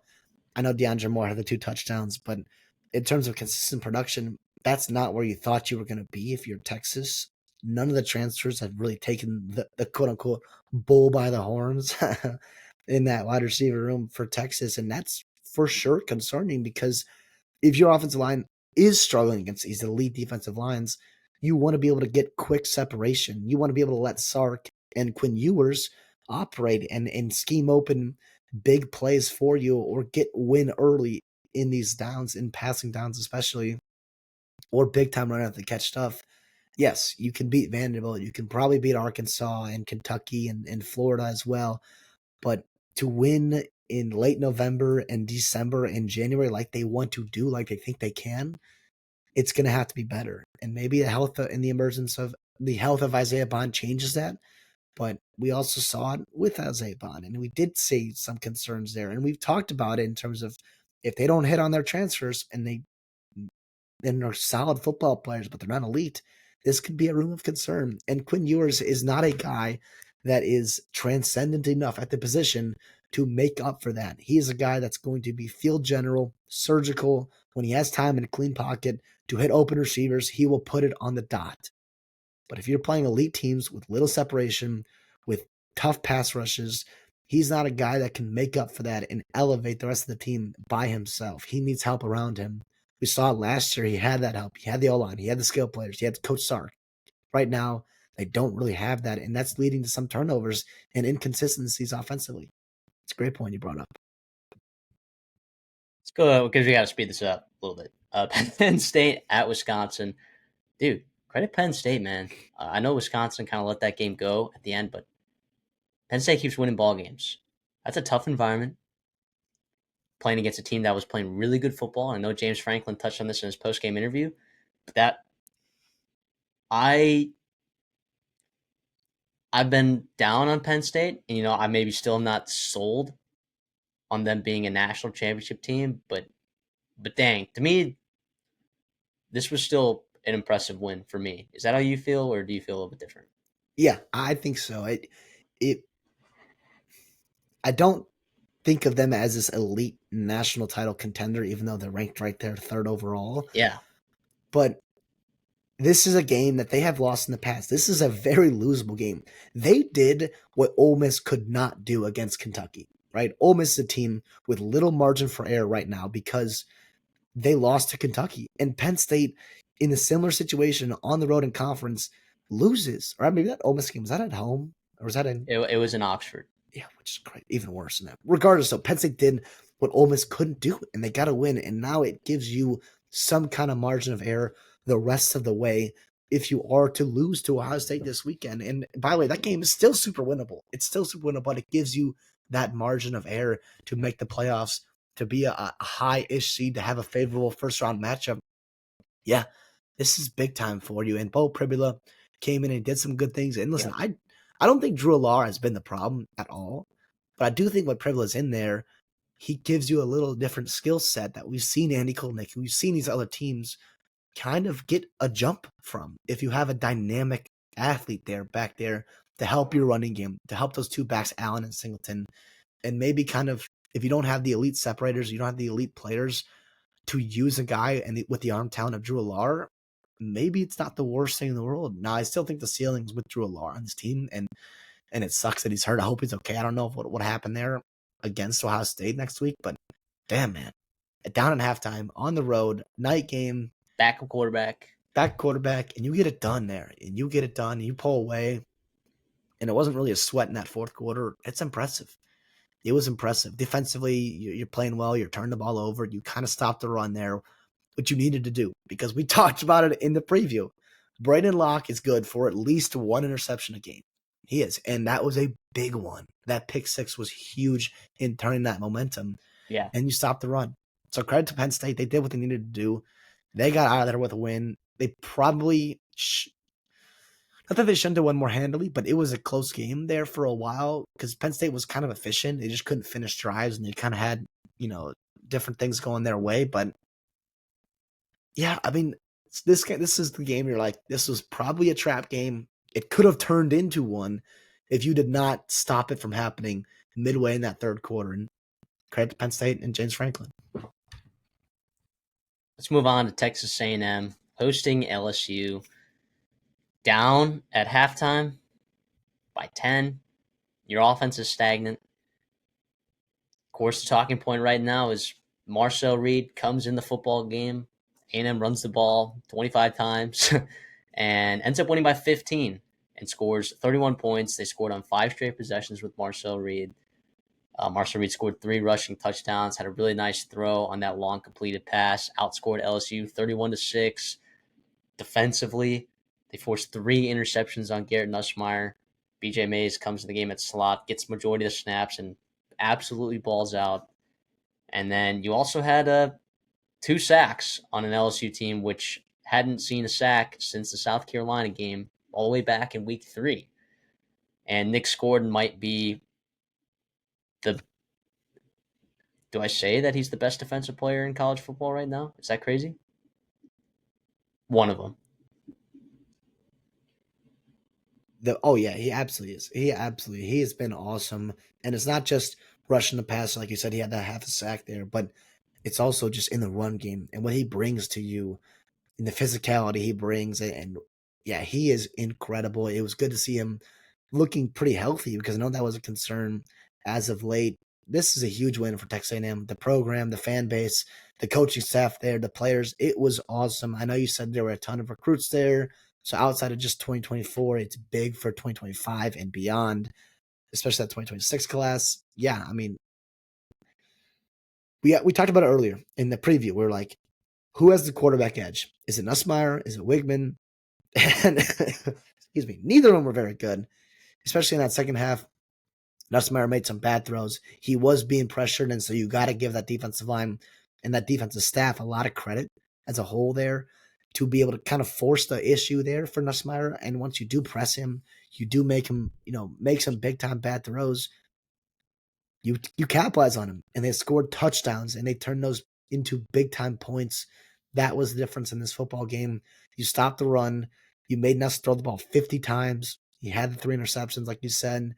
And outside of the one long catch and run there at the end of the first half, I think it was for Aaron Anderson, I wasn't crazy impressed with LSU's offense. And I know they moved the ball well in that first half a little bit, but yeah, I give A&M a ton of credit for getting up off the mat and really dominating that second half. As for Marcel Reed, I want to pump the brakes a little bit. I was impressed with him. He came off the bench and he provided a spark to the ground with his legs. And also that obviously that big throw, like you said, to Noah Thomas. But it was the defense that changed the outcome of this game. And he was just in there to capitalize from it. And now does Wigman capitalize from it? The way he was playing, probably not. And so maybe you don't quite have the margin of victory that you do have right now, but it's awesome. Daniels ran the ball well. Moss ran the ball well. Marcel Reed got his thing. It was good stuff from A&M. And if you're LSU, regret and frustration because you had a chance to take over that game in that first half and you didn't. And you let them in it. And the bad interception turned into points for A&M. And then all of a sudden Kyle Field started really rocking. And then from there on, it was rough sledding. Yeah, it's I'm with you on the Marcel Reed pump the brakes thing. I think ceiling of this team. If you want to win a national championship, I think you would do it with Connor Wigman. Unfortunately, like he just your wide receivers aren't getting separation, and Connor Wigman also has missed throws. So if you're going to change the identity of this football team, and twice now they've run the ball for over 49 times in a game, and before that they hadn't done that since 2022 when they beat LSU at home in a top 5 win when they had A-Chain there at running back. If you're going to run the ball 40 to 50 times a game, all right, I do agree with the fact that, yeah, you probably should have Marcel Reed back there. Like, if that is your game plan, if that is your identity, maybe it is that Connor Wigman isn't conducive to this system, right? And what, or at least what A&M does well, which is being incredibly physical, right? Milking that clock, keeping the defense off the field. But then, the defense just played so well, and it's played so well. They're one of the few teams in college football that hasn't given up more than 25 points all season. They're getting pressure on the quarterback at will. The linebacker play has improved vastly from what we saw at the beginning. Torian York looked like a lost kid out there early in the season. He had a great game. All right, not even including the interception. He had a great game. Scooby Williams has looked awesome. Damian Sanford looked really good. But I am still concerned about some things offensively. I think South Carolina is a team that has a ridiculous front seven. If you turn around and I'm not sure if Texas A&M can win the SEC. I think they can, right? But I think I'm going to learn a lot more this weekend. And I know we're already 9 weeks in the season, about to be 10. If they turn around after that big win at home and go on the road and run the ball down the throats of South Carolina and win that game handedly, Texas A&M, I will be able to say with confidence that they can definitely win the SEC. Because you're playing a team like Texas that struggled with physicality against Georgia. Your only issue, like Carson Beck's prone to turnovers too, by the way. Carson Beck is prone to turnovers. Which is crazy. we're getting ahead of ourselves here. We're getting ahead of ourselves. I do want But to pump Texas the A&M, brakes here. if they do stick to that identity that they've kind of found themselves in, I would anticipate them going with Marshall Reed at quarterback. Although I think Connor Wigman might be more conducive. He's better under pressure. Marshall Reed, when he played in the games and he was under pressure, he was not very good. Quite frankly, he was pretty terrible with his arm. So we'll see. We'll see how it goes moving forward. It's going to be a big game against South Carolina. I think they're only 3.5-point favorites, which I get completely. I understand completely. I do want to pivot back to LSU here because I know the tiebreaker system, it's going to be weird. And I think it's going to clear up because you've got some teams ahead of them, playing each other. I think Georgia plays Tennessee, A&M plays Texas. I know Georgia has a tiebreaker over Texas already. So you're going to have a couple of 2-loss teams probably emerge within that group. If you're A&M, right, if you're LSU, I still think a playoff appearance is not crazy. I do know it was really frustrating to see what happened, but you get a bye week and then you get a couple chances to boost your resume with Alabama, with Florida on the road, and maybe a team in Oklahoma that's playing better football, and also Vanderbilt. Like, damn it, man, that could be a quote unquote resume booster. It's not just an auto win like it has been in the past there. For LSU, it's frustrating, but you got to figure out how to run the football. You have to, because throwing the ball 50 times a game, like, you're going to end up in situations like you did yesterday, or a couple days ago, where yes, you're throwing the ball well, and Nussmeier is hitting big shots down the field, but the consistency is not there, and you have turnover prone quarterback and play style. That's not ideal. And with your defense, and I know it played really well in that first half, and I know it's played really well as opposed to what we thought it would be this season, but they still need help. They still can't be dealing with short fields, because you get them in short fields, that's not what they're built to like just go up and shut you down, right? They're built bend but don't break, attack the quarterback, and make some opportunistic plays there defensively. And that can't happen if you've got 20 yards to go, if they're starting the possession in your own red zone. So, yeah, that's the guy for LSU here. Yeah, it's a big one for A&M. Big win for A&M. I took LSU. I was pleasantly surprised. Me At too. halftime, I was like, listen, this is still a ball game, but things have to dramatically change for A&M, and they did. And they did. For LSU moving forward, they don't play a lot of teams left on their schedule that are really good at running the football. In fact, there are not a lot of teams that run the ball like Texas A&M does, but Alabama, Florida on the road, that's going to be a tough game, by the way. I might be picking Florida in that game. Vanderbilt, who has run the ball well at times, it's a matter of them sticking to it, right? And then Oklahoma has not run the ball very well at all this season. So Done much. Done much well. yeah, exactly. So interesting outlook for LSU here. Still a lot ahead of them on the schedule, right? If they win out, I don't know what the tiebreakers look like. They obviously wouldn't have it over Texas A&M, but yeah, Colorado at Cincinnati, or sorry, Colorado hosting Cincinnati. Last game we talked about, we previewed. Colorado, dude, gets it done, man. I picked Colorado in this game because I think Shador Sanders is just playing really good football right now. And guess what? He did. Guess what team committed to running the football this game? Adding that element, and you've kind of found a running back that's kind of emerged as your guy and that you trust carrying the football more than 20 times a game. This Colorado team that runs the football, I'm going to say it, can win the Big 12, all right? That Colorado team that we just saw this past weekend can legitimately win the Big 12.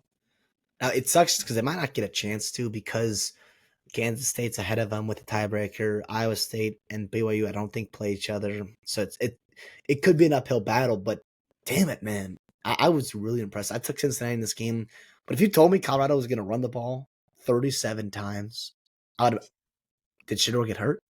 Like, what? It was really impressive. I was really impressed. And for Cincinnati, efficiencies earlier in the football game, especially early that second half, wasn't quite there, and you got behind. And yeah, like you said, Colorado ran the ball, and they ran the ball well. That is awesome. It's a welcome sight, I think, for Colorado fans, and pretty scary sight for the rest of their schedule, especially against teams like Utah, Kansas, Oklahoma State. I think Colorado's ranked right now, which I think they absolutely deserve to be ranked. They're going to a bowl game already. I mean, their 2 losses right now are to Nebraska right, on the road there, and that game kind of got out of hand early, and then a close loss to Kansas State, who's Where you playing were good up football late. against Kansas State. Yeah, exactly. So listen, there. Hats off to the staff here. Hats off to Shador Sanders, and that wide receiver room is amazing. Travis Hunter, apparently he was supposed to be hurt, and he did not look it at all. He played a bajillion snaps. He was unbelievable on both sides of the ball. Yeah, I mean, I don't hate my Cincinnati pick because I still think they're a good team. I just think Colorado played, their A-minus game, B-plus A-minus game, and Cincinnati didn't play their A game, and Colorado ran the ball. So it's a good Colorado team. I was very impressed. Yeah, how can you not be, man? How can you not be?